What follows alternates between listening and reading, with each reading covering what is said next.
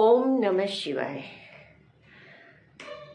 મિત્રો, આપણે ગઈ વખતે તૃષ્ણા ઉપર યોગ વશિષ્ઠ મહારામાયણમાં જે કહેવામાં આવેલા શ્લોક જોયેલા. એક એક શ્લોક ખૂબ જ અગત્યના છે ને એમાંના આપણે શ્લોક 2-3 શ્લોક તો સમજીશું જ ઓછામાં ઓછા. જો વધારે મને લાગશે તો આપણે એ પણ લઈશું.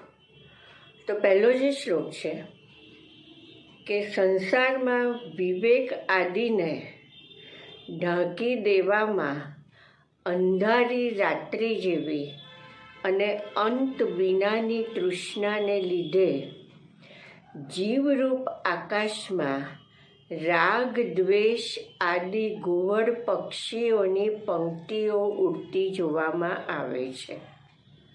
ફરીથી, સંસારમાં વિવેક આદિને ઢાંકી દેવામાં અંધારી રાત્રિ જેવી અને અંત વિનાની તૃષ્ણાને લીધે જીવરૂપ આકાશમાં રાગ દ્વેષ આદિ ઘુવડ પક્ષીઓની પંક્તિઓ ઉડતી જોવામાં આવે છે. હવે આ શ્લોક આપણે સમજીએ કે આપણે જોયેલું કે તૃષ્ણા એટલે કે પ્રાપ્ત થયેલી જે વસ્તુ, વ્યક્તિ, વિષય અને પદાર્થ હોય તેને ભોગવવાની, અનુભવવાની અતિશય તીવ્રતા. અને જે પ્રાપ્ત થઈ નથી, હજુ અંદર છે, એને પણ અંદર રહેલી છે, પણ એ પછી પણ અત્યારના જે પ્રાપ્ત થઈ છે તેને ભોગવવાની અતિશય તીવ્રતા. તો આ તૃષ્ણામાંથી જ કામના ઉત્પન્ન થાય છે, કારણ કે ભોગવવાની ઈચ્છા થાય, અને અતિશય જ્યારે થાય ત્યારે તે વાસનામાં પરિણમે છે. એ વ્યક્તિ પોતે એવી આશા રાખે છે કે આ વસ્તુ મને પ્રાપ્ત થઈ છે એટલે આ રીતે તો મારે એને અનુભવવી જ છે, ભોગવવી જ છે, અને એની પાસેથી પણ અનેક જાતની અપેક્ષાઓ રાખે છે. તો તૃષ્ણામાંથી આશા, અપેક્ષા, કામના, વાસના ઉત્પન્ન થાય છે. તો આ તૃષ્ણા કેવી છે? વિવેક વગેરે. વિવેક એટલે વિવેક બુદ્ધિને. વિવેક બુદ્ધિ કોને કહેવાય? કે શું સત્ય છે, શું અસત્ય છે, આનો ભેદ પાડનારી બુદ્ધિ છે, આને છૂટા પાડનારી બુદ્ધિ છે, તે વિવેક બુદ્ધિ છે. પણ અજ્ઞાન દશામાં આ તૃષ્ણા આ વિવેક બુદ્ધિને ઢાંકી દે છે કે વ્યક્તિ પોતે સમજતી નથી કે આ સત્ય છે, આ અસત્ય છે, આ નિત્ય છે, આ અનિત્ય છે, આ સ્થિર છે, આ અસ્થિર છે. એને જ્યારે જે વસ્તુ, વ્યક્તિ, વિષય અને પદાર્થમાં સુખ જણાય એ જ એની માટે સત્ય હોય છે, અને એ જ પ્રાપ્ત કરવાની એનામાં તૃષ્ણા ઉત્પન્ન થાય છે. તો તૃષ્ણા જે છે તે મનુષ્યની અંદર, જીવાત્મામાં રાગ દ્વેષ ઘણા અણગમાં આ બધા જ દ્વૈત ભાવોને ઉત્પન્ન કરે છે, અને આથી તેના ખરા સ્વરૂપને ઢાંકી દે છે. જ્યારે સૌથી પહેલાં તો મનુષ્યને એમ થાય છે કે હું આ છું, હું આ છું, તો આ પદાર્થ મારે આ રીતે જોઈએ, આ રીતે જોઈએ, હું આ જ રીતે એને અનુભવવા માગું છું. તો અહીંયા આગળ એને પદાર્થ અંગે પણ વાસના ઉત્પન્ન થઈ, અને પદાર્થમાં એને જે રીતનું સુખ જણાયું એની માટે પણ એને ઉત્પન્ન થઈ. તો આ કેમ થઈ? કારણ કે એને સત્ય તત્વ ખરેખર શું છે તેને જ્ઞાન નથી. એને ખબર નથી કે હું જેવું એને ભોગવીશ, અનુભવીશ, પછી તરત જ હું બીજી ઈચ્છા ઉત્પન્ન કરીશ. એને જ્યારે ભોગવે છે, અનુભવે છે, તેટલી ક્ષણ એને સારું લાગે છે, અને પછી તેને તે પદાર્થમાં મજા આવતી નથી. જેમ કે આપણે એમ થાય કે આજે મારે વેડમી ખાવી જ છે, તો સવારના જ્યારે આપણે કરીએ ત્યારે પહેલી વેડમી હોય એમાં મજા આવે, બીજીમાં ઓછી, ત્રીજીમાં જો 3 ખાતા હોય તો એનાથી ઓછી, અને સાંજના તો નહીં જ. આ રીતનું દરેકની અંદર, દરેકમાં આ રીતે રહેલું છે. તો જે ખરેખર જેનામાં જે પદાર્થમાં સુખ રહેલું જ નથી, પણ એમાં સુખના ભ્રમવાળી બુદ્ધિ ઉત્પન્ન થતાં સુખ જણાય છે. જો સુખનો ભ્રમ ના થાય તો એમાં નથી જણાતી કે વેડમી આજે બધાને ના જ ભાવે. જેને ભાવે એને જણાય, ના ભાવે એને ના જણાય. જો ખરેખર એમાં સુખ રહેલું જ હોય તો બધાને જણાય, પણ બધાને જણાતું નથી. તો દરેકને છે ને જુદું જુદું બધું સત્ય લાગે છે, પણ લાગે છે તો ખરું જ. તો દરેક વ્યક્તિને શું શું સત્ય લાગે છે?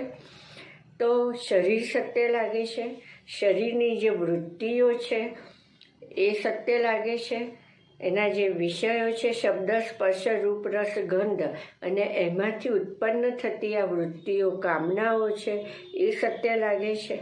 શરીર જેની સાથે જે રીતે સંબંધ ધરાવે છે એ સત્ય લાગે છે. એને નજીકના સંબંધો સત્ય લાગે છે, જેની સાથે રહે છે તે સત્ય લાગે છે. કુટુંબ સત્ય લાગે છે, ઘર છે, પૈસો છે, નોકરી અને ધંધો છે આ સત્ય લાગે છે. એને સ્ટેટસ સત્ય લાગે છે, ભોગવિલાસ સત્ય લાગે છે, ભોગવિલાસના સાધનો સત્ય લાગે છે, એને મિત્રો સત્ય લાગે છે, એને દુશ્મનો પણ સત્ય લાગે છે, આજુબાજુ રહેતા પડોશીઓ પણ સત્ય લાગે છે. જે સંજોગો અને પરિસ્થિતિ એની જિંદગીમાં ઊભા થાય છે એ સત્ય લાગે છે. એને દેશ પણ સત્ય લાગે છે, એને સમગ્ર જગત અને એના પદાર્થો અને વિષયો પણ સત્ય લાગે છે. તો અહીંયા આગળ એને આ બધું તો સત્ય લાગે છે. એ ઉપરાંત જે ધર્મ સાથે જોડાયેલો છે એ સત્ય લાગે છે. એ જે ઈશ્વરમાં માને છે એ જ સત્ય એમ એને દ્રઢ હોય છે. અને એણે જે પોતાની રીતે સુખ દુઃખને કલ્પેલા હોય છે એ સત્ય લાગે છે.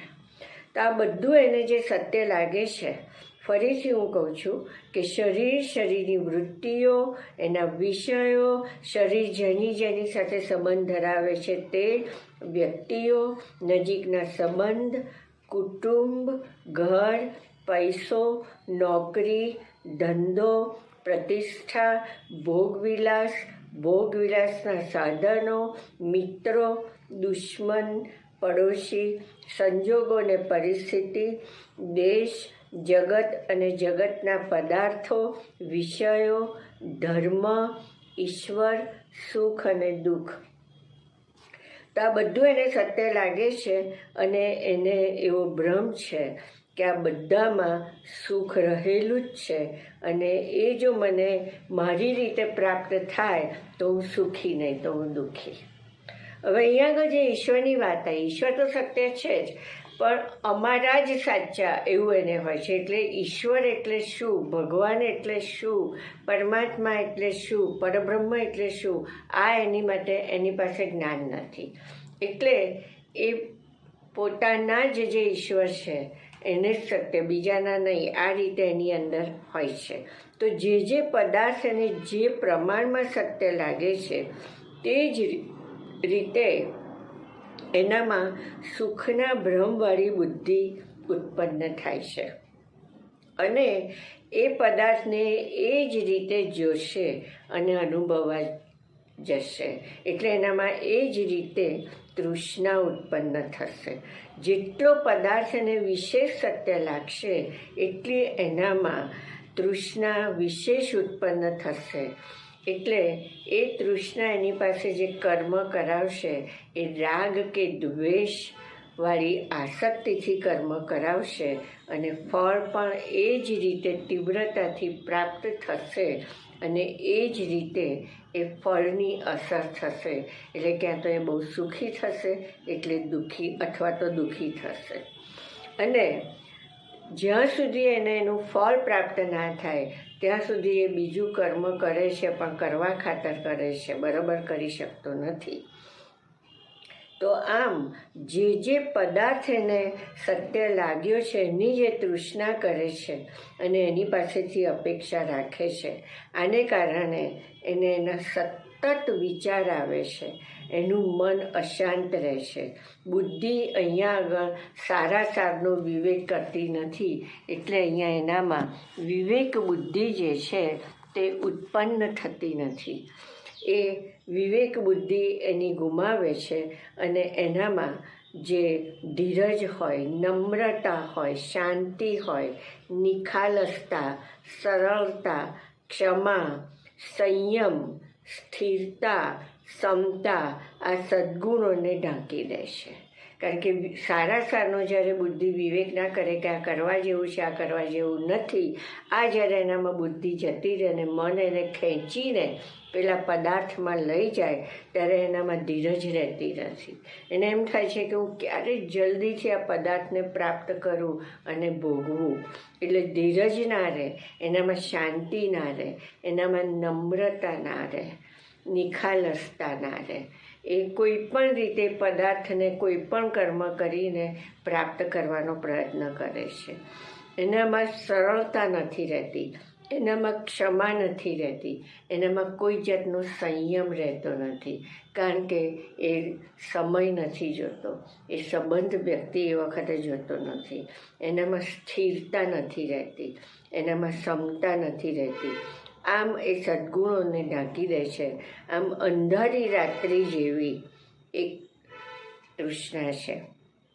એટલે કે તે એવી છે કે ષડ રિપુને ઉત્પન્ન કરે છે, એ અદેખાઈને ઈર્ષા ઉત્પન્ન કરે છે.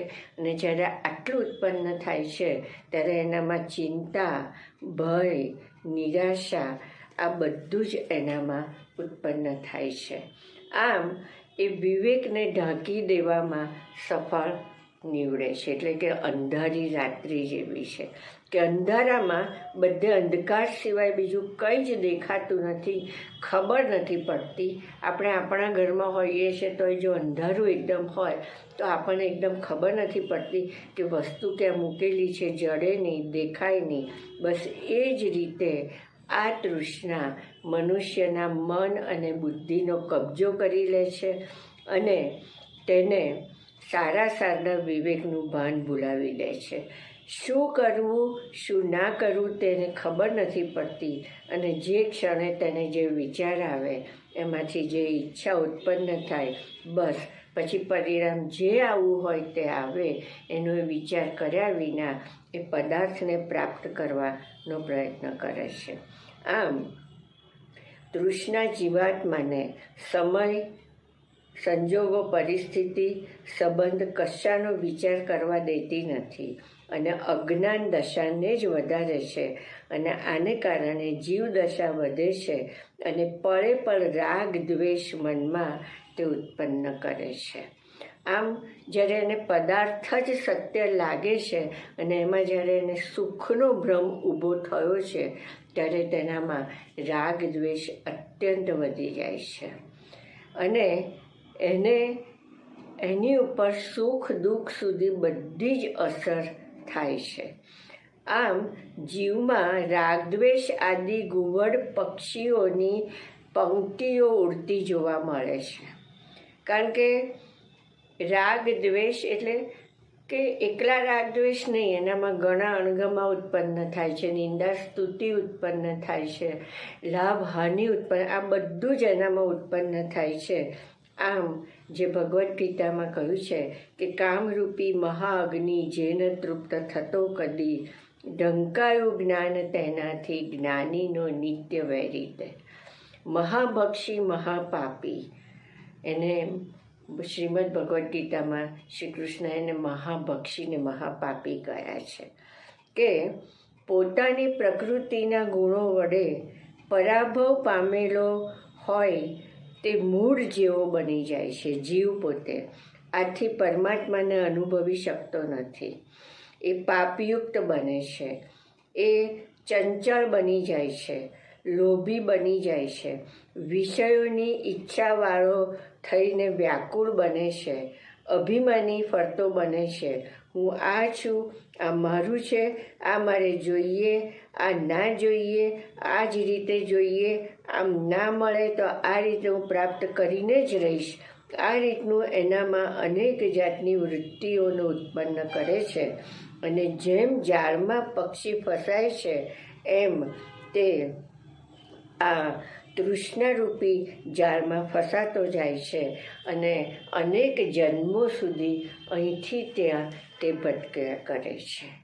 તો મિત્રો, આ જોયું કે આ તૃષ્ણા આવી છે. આ આપણે પહેલો શ્લોક ખાલી જોયો છે. હજુ આપણે બીજા શ્લોક જોઈશું. આ એટલું બધું સમજવા જેવું છે કે જ્યાં સુધી આપણી અંદર આ તૃષ્ણા છે ત્યાં સુધી સમજી લેવું કે આપણી અંદર કામના અને વાસના છે ને છે જ.